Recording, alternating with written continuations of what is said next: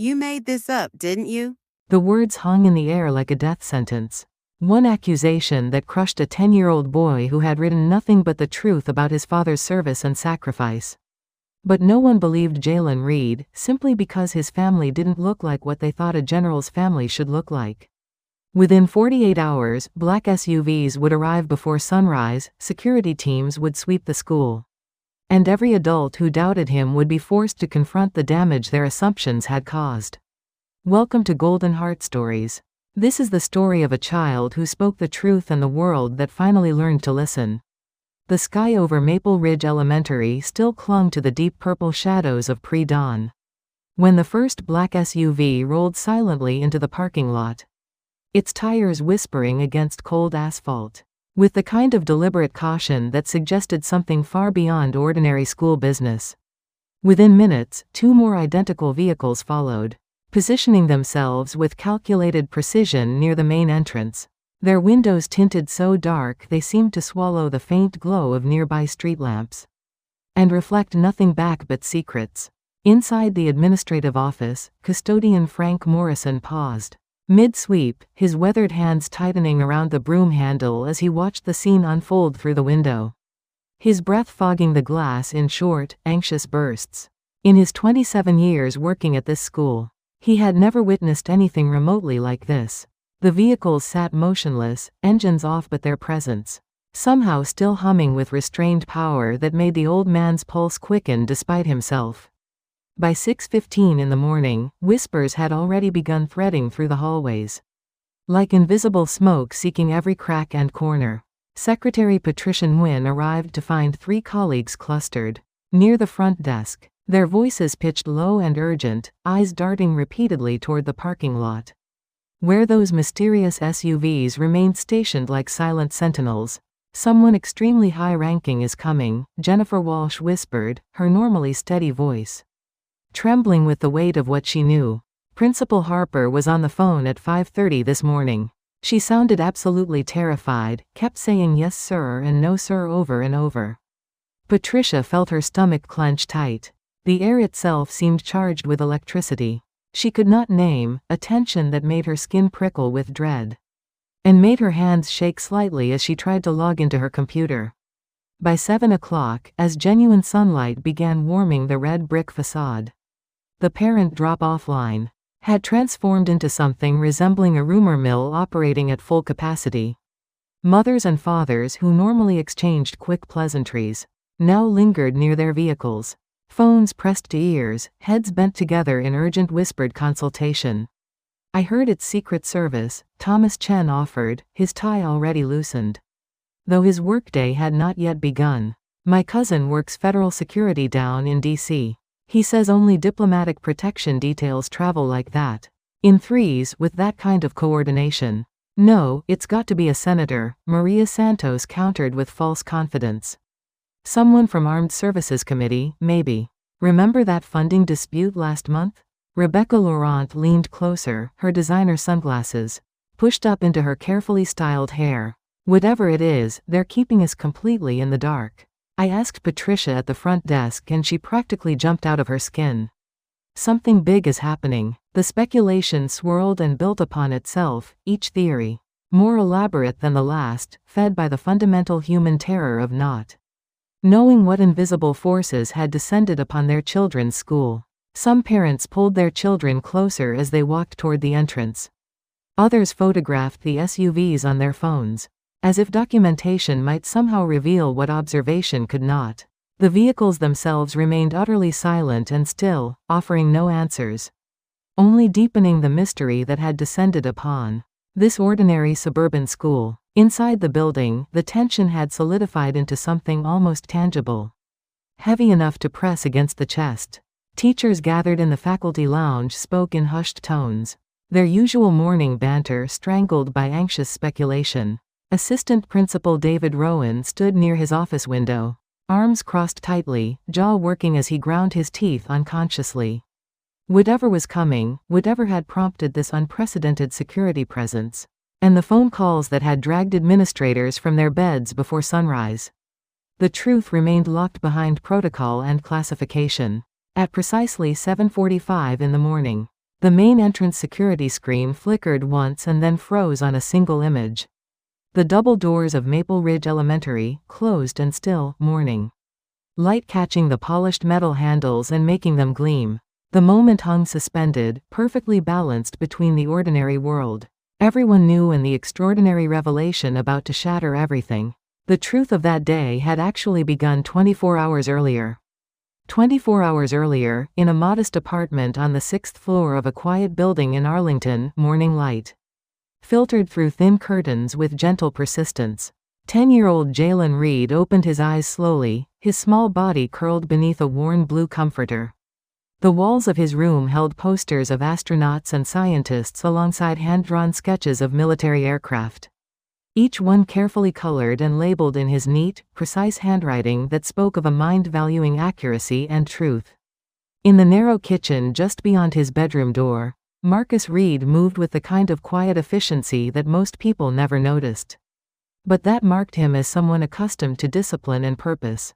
He wore faded jeans and a simple gray pullover, clothes so ordinary they could have belonged to any father in any apartment complex across America. His hands, strong and careful, cracked eggs into a pan with practiced ease. Yet there was something in the way he stood, something in the absolute straightness of his spine, and the deliberate economy of his movements, that whispered of a life lived according to rules most civilians never learned. His posture was not the slouch of weekend relaxation, but rather the default setting of someone for whom readiness was a permanent state of being. The scent of scrambled eggs and toast drifted through the apartment, warm and comforting and entirely at odds with the weight of what was coming. Jalen emerged from his room already dressed in khaki pants and a button-down shirt. He had chosen himself the night before, wanting to look his best for what his mother had been calling career day. His dark eyes, bright and observant, carried both the innocence of childhood and a gravity that came from understanding more about sacrifice and duty than most adults ever would. Dr. Lena Reed sat at the small dining table that doubled as her workspace. Her laptop open to a medical journal article she had been reviewing since before sunrise. She looked up as Jalen entered, and her face transformed with the kind of smile that could make any child feel like the center of the universe. She wore scrubs beneath a cardigan, her shift at the hospital starting in less than an hour. Yet she had carved out this morning ritual with the fierce protectiveness of someone who understood that time with family was the most precious resource that could never be recovered once spent. "Ready for tomorrow, baby?" she asked, reaching out to smooth down a stubborn cowlick in Jalen's hair, her touch gentle, but her eyes searching his face for signs of nervousness or doubt. Jalen nodded, but his fingers twisted together in his lap beneath the table where neither parent could see, a small gesture of anxiety he tried to keep hidden. He had written his essay about his father 3 times already, editing and refining until every word felt true and worthy of the man who had given so much to his country. The essay sat in his backpack now, printed on crisp white paper, each sentence a declaration of pride that also felt somehow dangerous in its honesty. Marcus set a plate in front of his son, then rested a hand briefly on Jalen's shoulder, the touch lasting only a moment but conveying entire conversations that had never needed words. His expression remained calm, almost serene, but in his eyes lived something deeper. A knowledge of what it meant to be underestimated, to have your truth questioned simply because it did not match what others expected to see when they looked at you. "You tell them the truth," Marcus said quietly, his voice carrying that particular quality of command that made it impossible to imagine him ever raising his volume to be heard. "Always tell the truth, son. That's all you ever need to do." The morning light grew stronger through the window, illuminating the small apartment with its mismatched furniture and the refrigerator covered in Jalen's artwork and achievement certificates. On that refrigerator, mostly hidden behind a crayon drawing of a spaceship, hung a single photograph: Marcus in full dress uniform, 4 stars gleaming on his shoulders, his face composed in the formal dignity of official military portraiture. It was Jalen's secret pride, this photograph, something he looked at every morning and every night, but rarely mentioned to anyone outside these walls, understanding somehow that his father's rank was both armor and target in a world that did not always want to believe that greatness could look like them. Jalen took a bite of his breakfast, the eggs warm and perfectly seasoned, and felt the weight of tomorrow. settling into his bones like a promise he was determined to keep. The classroom of Maple Ridge Elementary's 5th grade section hummed with the peculiar energy of children anticipating something different from routine. Mrs. Elaine Carver stood at the front, her posture rigid and commanding in the way of teachers who had spent 32 years perfecting the art of control through presence. She wore a navy blazer over a white blouse. Her silver hair pulled back in a tight bun that seemed to pull her entire face into an expression of perpetual skepticism. Her reputation was that of someone fair but exacting, who valued order and traditional standards above all. Who believed her experience gave her an almost infallible ability to detect when a child was stretching the truth. She distributed the assignment sheets with mechanical efficiency, her heels clicking against the tile floor as she moved between rows of desks. The paper felt crisp and official in Jalen's hands as he read the prompt that would change everything. Write a detailed essay about your parents' occupations, including specific responsibilities and why their work matters to the community. Around him, students immediately began chattering with competitive enthusiasm, their voices overlapping in a cascade of privilege and pride. "My mom's a corporate lawyer," announced Tyler Harrison from the front row, his chest puffing out with inherited importance. "She works on mergers and acquisitions for Fortune 500 companies." "My dad's an architect," countered Sophia Chen, not to be outdone. "He designed that new shopping center downtown, the one with the glass atrium." The bragging continued, each child attempting to establish their family's superiority through professional credentials and visible success. Jalen listened to it all with his head slightly bowed, his pencil moving across paper as he began to write with the careful deliberation of someone who understood that words, once released into the world, could never be taken back. He wrote about his father's service with the kind of honest specificity that came from countless dinner table conversations, from overhearing phone calls that dealt with logistics and strategy, from watching his father prepare for deployments with the calm acceptance of someone who had chosen duty over comfort again and again. When Mrs. Carver collected the essays 3 days later, Jalen placed his on her desk with hands that trembled slightly despite his best efforts to appear confident. He had proofread it 17 times, checking every fact against things his father had told him, making sure that every detail was accurate and respectful. The paper represented more than just a school assignment. It was a testimony to a truth he needed others to understand. That afternoon, as the class worked quietly on math problems, Mrs. Carver sat at her desk reading through the submissions with her reading glasses perched on her nose and a red pen poised like a weapon. Jalen watched from his seat near the window as she reached his essay, watched as her eyes moved across the first paragraph. Then watched as her entire body stiffened with what could only be described as profound disbelief. Her eyebrows rose sharply, her lips pressed into a thin line of disapproval. And she looked up directly at Jalen with an expression that made his stomach drop like a stone into cold water. She rose from her chair with deliberate slowness, his essay clutched in her hand like evidence of a crime. The classroom conversation died instantly as students sensed the shift in atmosphere, that particular electric charge that preceded public discipline. "Jalen Reed," Mrs. Carver said, her voice carrying across the silent room with crystalline clarity. "Please stand up." Jalen stood on legs that suddenly felt unreliable, his heart hammering against his ribs so hard he was certain everyone could hear it. Mrs. Carver held up his essay, her fingers gripping it tightly enough to crinkle the edges. "You wrote here that your father is a 4-star general in the United States Army," she said, each word carefully enunciated and dripping with accusatory doubt. "You understand that this is a very serious claim to make?" "Yes, ma'am," Jalen managed, his voice smaller than he wanted it to be.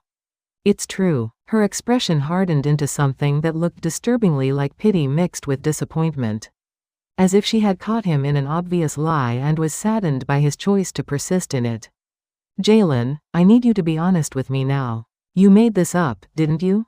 The question hung in the air like an accusation already proven, her tone suggesting that confession was the only acceptable path forward, that the truth she had decided upon was the only truth that mattered.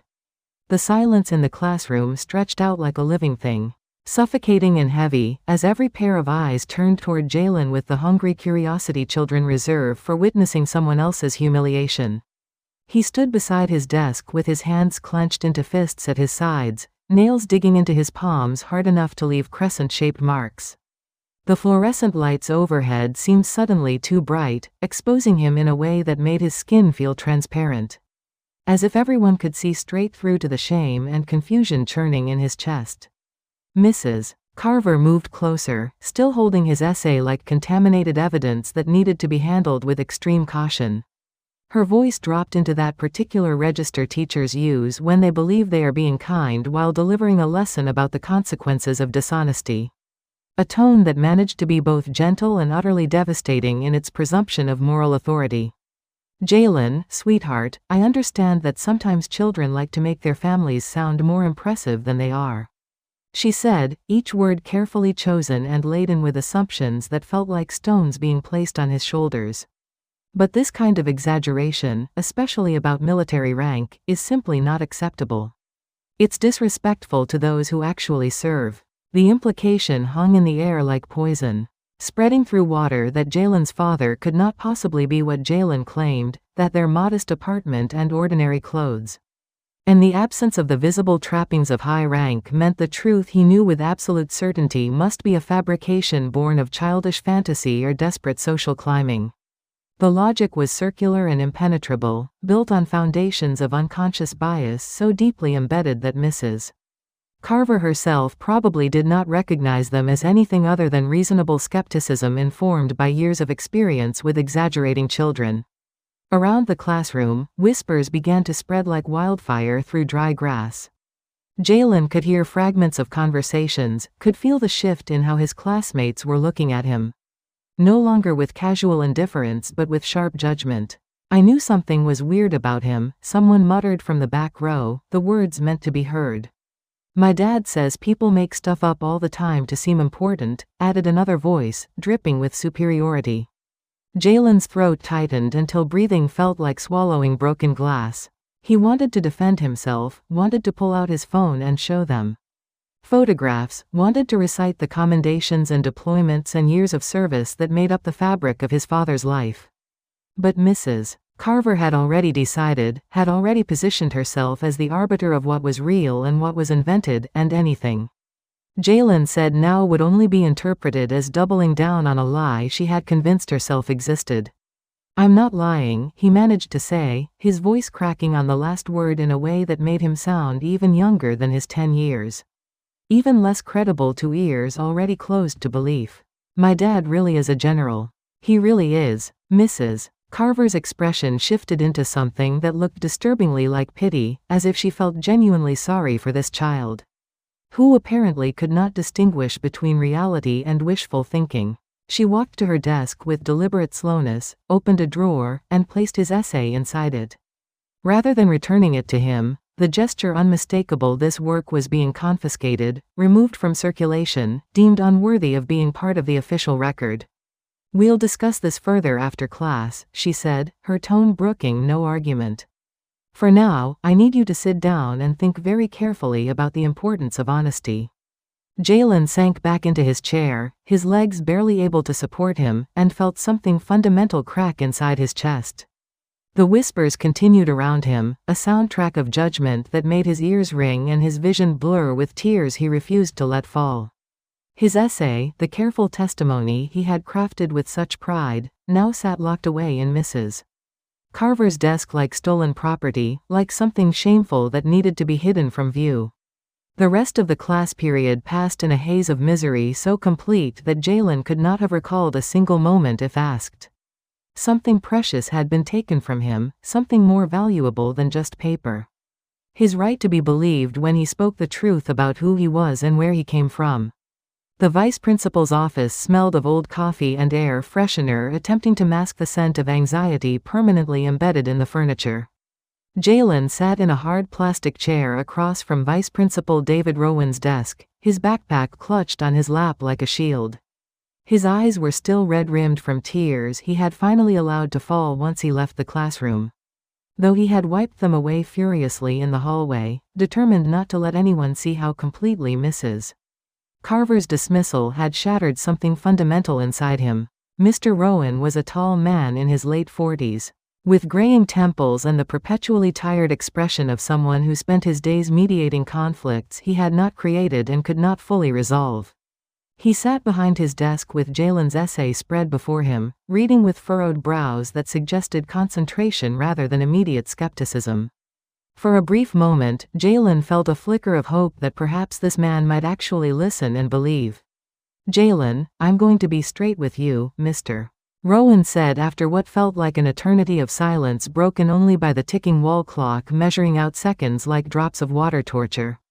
"Mrs. Carver has expressed concerns about the accuracy of this essay, particularly regarding your father's military rank." The hope that had begun to kindle in Jalen's chest guttered out like a candle in sudden wind. He watched as Mr. Rowan turned to his computer, fingers moving across the keyboard, pulling up what Jalen knew would be his family's information in the school database. The system supposed to help educate children had become instead an instrument of doubt. "According to our records, your father is listed as a federal worker, Mr. Rowan said slowly, his tone careful as if he were defusing a bomb rather than crushing a child's dignity. "There's no mention here of military service at all, let alone the rank of general." Jalen's hands tightened on his backpack straps until his knuckles went white with pressure that made his fingers ache. The words he wanted to say crowded in his throat. Fighting for space that his father's work required security clearances that meant official databases could not and would not list his actual position.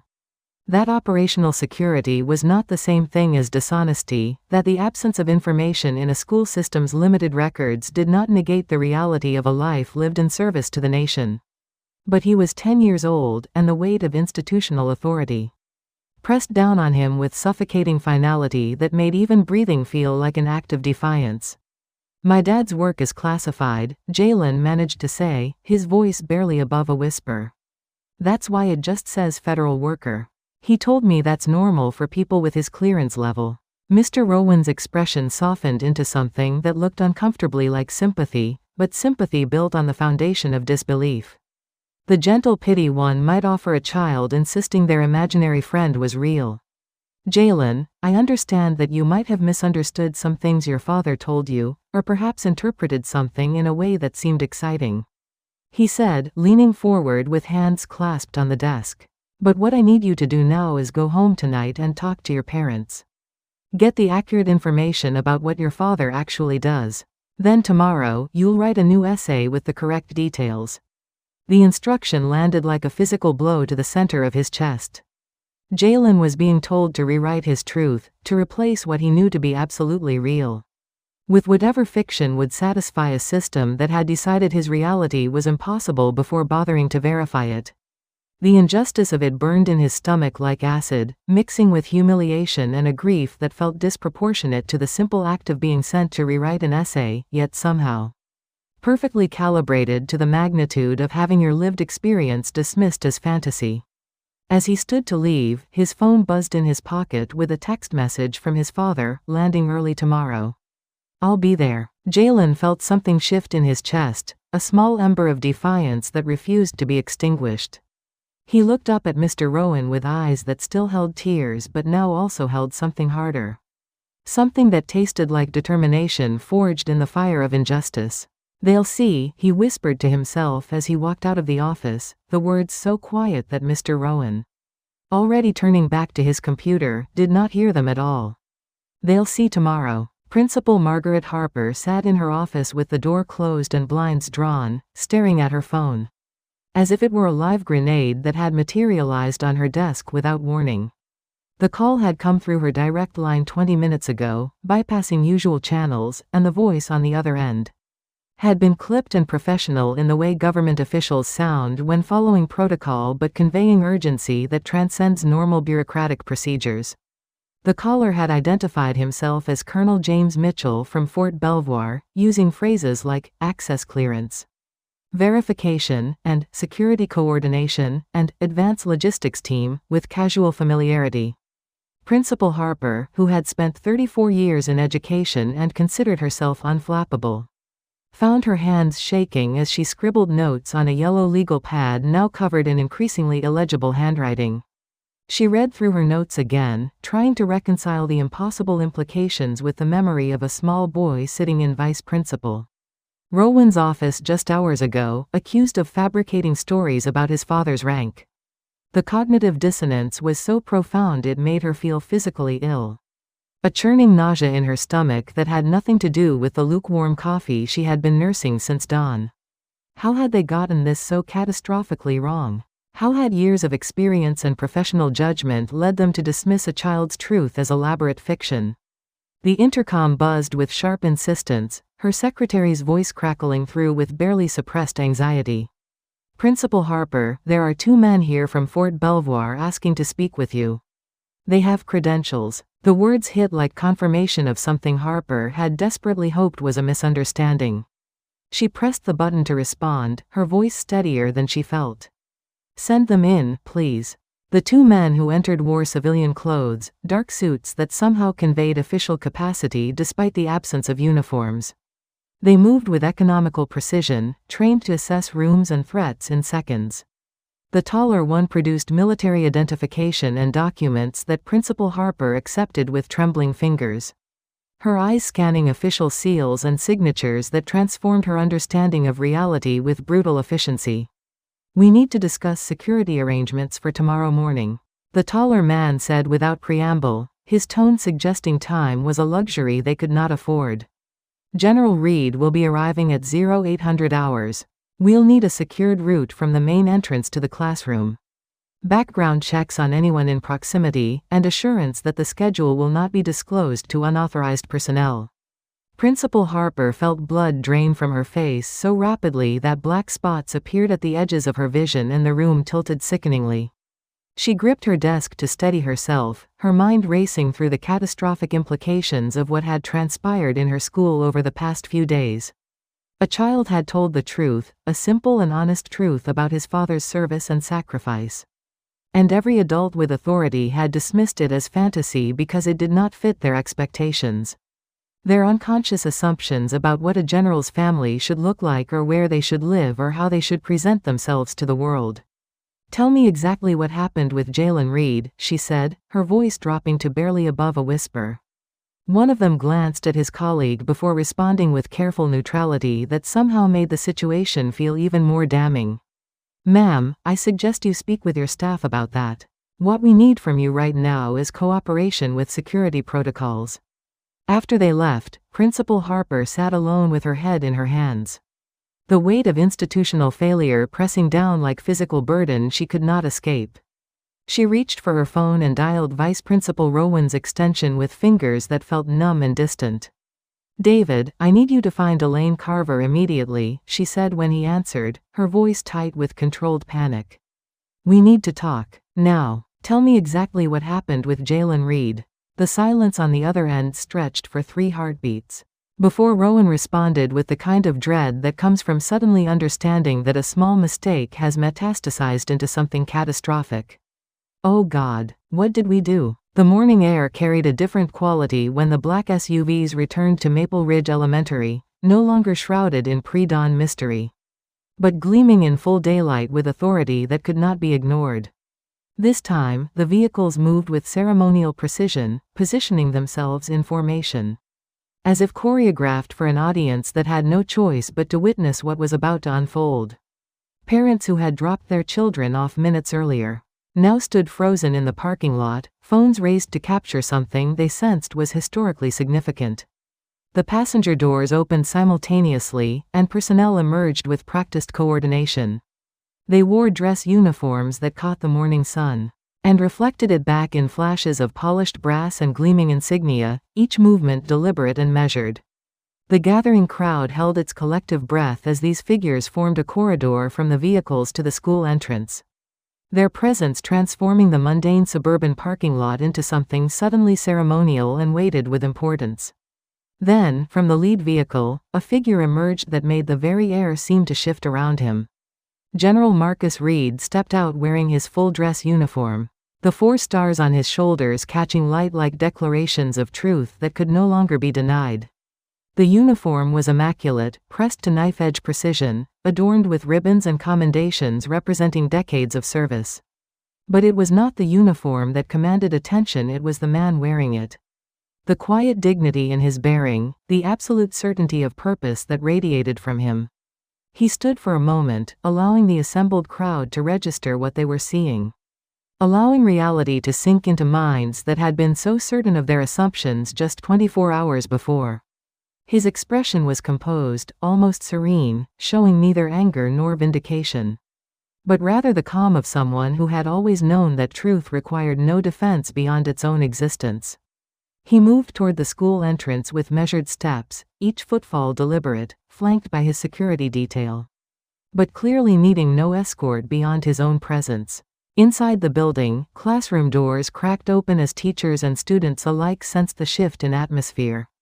In Mrs. Carver's fifth-grade classroom, Jalen Reed sat at his desk with his hands folded so tightly his knuckles had gone white. His heart hammering against his ribs with such force he wondered if everyone could hear it. The whispers that had tormented him yesterday had fallen silent, replaced by electric tension that made even breathing feel difficult. The classroom door opened, and Principal Harper entered first, her face pale and drawn with visible evidence of a sleepless night. Behind her came Vice Principal Rowan, whose normally composed expression had crumbled into something that looked uncomfortably like grief. And then, filling the doorway with a presence that seemed to expand beyond physical space, General Marcus Reed stepped into the classroom. The silence was absolute and profound, the kind that comes when every person simultaneously understands. They are witnessing something that will be remembered for years. Jalen rose slowly from his seat, his legs shaking but his eyes locked on his father with an intensity that held both relief and vindication and a love so fierce it seemed to illuminate him from within. His father's eyes found him immediately, and something passed between them that needed no words. They moved toward each other as if pulled by gravitational force. When they embraced, it was with fierce tenderness that comes from knowing how close they had come to having this moment. Stolen by prejudice masquerading as reasonable doubt. Jalen buried his face in his father's shoulder, breathing in the familiar scent of his uniform and feeling the solid reality of him. Proof incarnate that truth could not be erased simply because it was inconvenient. Around them, the classroom erupted in gasps and whispers that were no longer sounds of mockery but of stunned comprehension. Parents who had been invited to career day stood with hands pressed to mouths. Eyes wide with dawning realization of what they had witnessed their children do to this boy who had spoken nothing but truth. Mrs. Carver, standing near her desk with one hand gripping its edge for support, swayed slightly. As if the weight of realization might actually bring her to her knees, her face crumpling into an expression of horror and remorse that she knew would haunt her for the rest of her professional life and beyond. General Marcus Reed stood before the assembled classroom with his son still at his side, one hand resting protectively on Jalen's shoulder in a gesture both tender and unmistakably paternal. The room had fallen into silence so complete that the ticking wall clock sounded like hammer blows, each second marking the weight of what was about to be said. His expression remained calm, almost gentle, but there was something in his eyes that suggested he had faced far more dangerous situations. And learned long ago that true strength required no volume, only the measured delivery of truth. He began to speak in a voice that carried to every corner without rising above conversational level. The kind of command presence that could not be taught but only earned through decades of leading people through impossible circumstances. His words were not accusations hurled in anger, but observations delivered with surgical precision, each sentence carefully constructed to illuminate the profound failure of judgment that had occurred. My son came to school with a truth he was proud to share, General Reed said, his gaze moving slowly across the faces before him, missing nothing. He wrote about his father's service with accuracy and detail because he has lived every day of his young life. Understanding what sacrifice means, what it costs families like ours when duty calls us away from the people we love most. The words landed with devastating gentleness, making clear that the damage done was not simply administrative error but something more insidious. Something that cut to the heart of how assumptions based on appearance could blind otherwise intelligent people to reality standing directly before them. He spoke of the years Jalen had spent attending schools on military bases and in civilian communities, adapting to constant changes. making new friends only to leave them behind when orders came, carrying the weight of his father's absence during deployments with maturity no 10-year-old should have to develop. Military families make sacrifices that most people never see and rarely acknowledge, he continued, his tone steady. But his hand tightening almost imperceptibly on Jalen's shoulder. We ask our children to be resilient, to understand when we miss birthdays and holidays because the mission demands it. We ask them to be proud of service they cannot always talk about because of security concerns. And when they do speak that truth, when they share it with the honesty we teach them to value above all else, they deserve to be believed. Mrs. Carver stood frozen near her desk, tears streaming down her face in silent acknowledgement of the magnitude of her error and the harm she had caused. Her hands trembled visibly as they clutched a tissue that had long since become useless. And her breathing came in shallow gasps that suggested she was fighting desperately to maintain composure in the face of shame so profound it threatened to overwhelm her completely.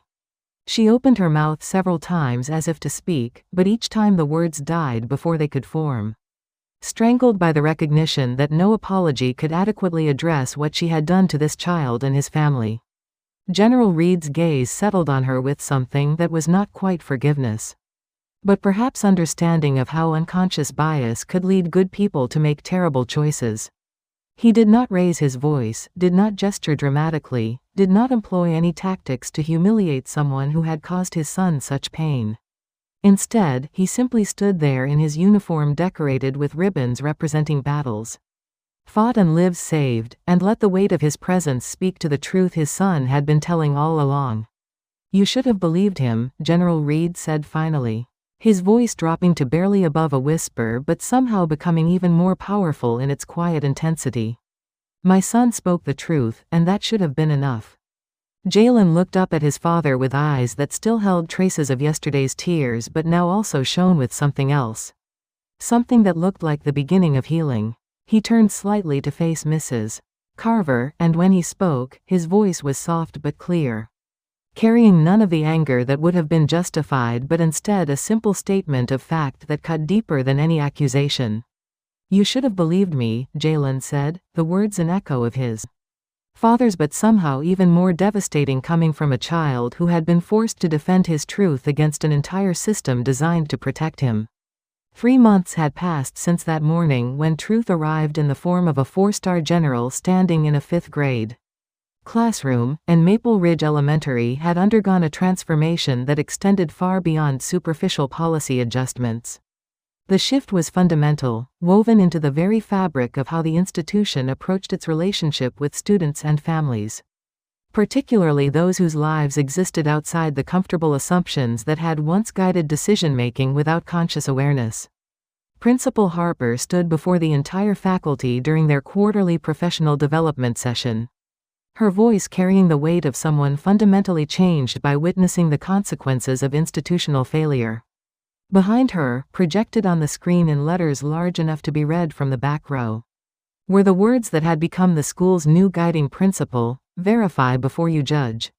"We failed a child because we let our assumptions override our duty to investigate and understand," Principal Harper said, her hands gripping the podium with enough force that her knuckles showed white. "We made judgments based on what we thought a general's family should look like, where they should live, how they should present themselves. We were wrong, and that wrongness caused real harm to a 10-year-old boy who deserved nothing but our trust and support." The new policies were comprehensive, requiring documentation and verification of any concerns about student claims before confrontation could occur.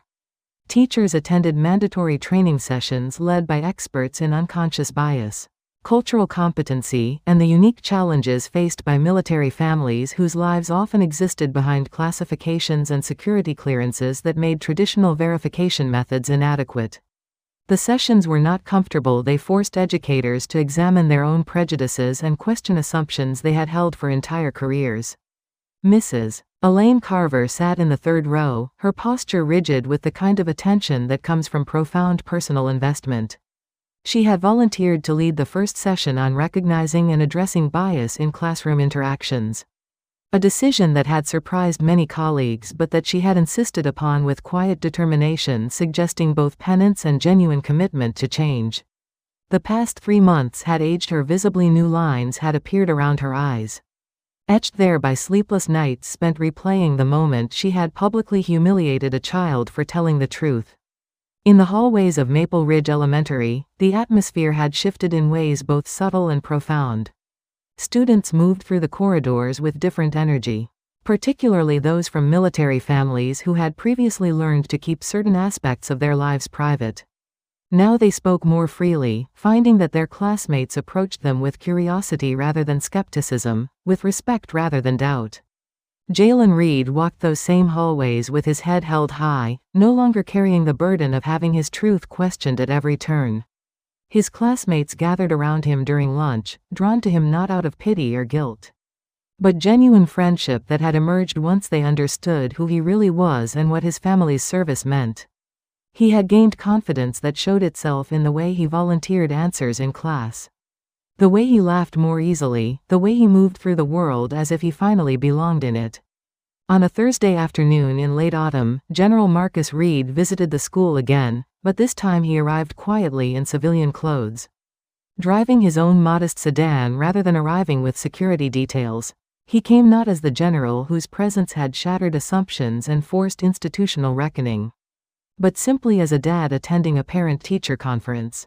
He walked through the main entrance without fanfare, nodded to the secretary who recognized him and smiled with genuine warmth, and made his way to Mrs. Carver's classroom where she waited to discuss Jalen's exemplary work on a recent history project. The conversation was cordial, professional, focused entirely on Jalen's academic achievements and social development. But as General Reed prepared to leave, Mrs. Carver stood and extended her hand, and when he took it, she held on for a moment longer than necessary. "Thank you," she said quietly, her voice thick with emotion she no longer tried to hide, "for giving us the chance to do better." 6 months after the morning that changed everything, Maple Ridge Elementary held its annual assembly, celebrating student achievement and community values, and this year the theme had been chosen with deliberate intention: the courage to speak truth. The auditorium was filled to capacity with students, teachers, parents, and community members who had heard about the transformation within these walls, and wanted to witness the culmination of a journey that had begun with one child's refusal to deny what he knew to be real. Jalen Reed stood backstage in the wings, his hands smoothing down the front of his shirt in a gesture that revealed nervousness but also readiness. He was 11 years old now, slightly taller than he had been that terrible day in Mrs. Carver's classroom, but the change in him extended far beyond physical growth. There was a steadiness in his bearing, a quiet confidence that showed itself in the way he held his shoulders back, and his head high, no longer bracing for disbelief. Dr. Lena Reed sat in the third row next to her husband, who wore his dress uniform because he had come directly from official duties at the Pentagon. She reached over and squeezed Marcus's hand, feeling the tension in his grip. That betrayed the pride and protective anxiety of a father watching his child step into vulnerability for the sake of helping others understand what courage actually means. Principal Harper took the podium first, her voice steady as she addressed the assembled crowd with words carefully crafted, but delivered with the authenticity of someone who had learned profound lessons through painful experience. "Today we honor a student who taught us that speaking truth requires more courage than we often acknowledge, especially when that truth challenges what others expect or believe," she said, her gaze sweeping across the audience. "We honor the strength it takes to stand firm when authority doubts you, to maintain dignity when your reality is dismissed as fiction, and to forgive when those in power finally recognize their failure."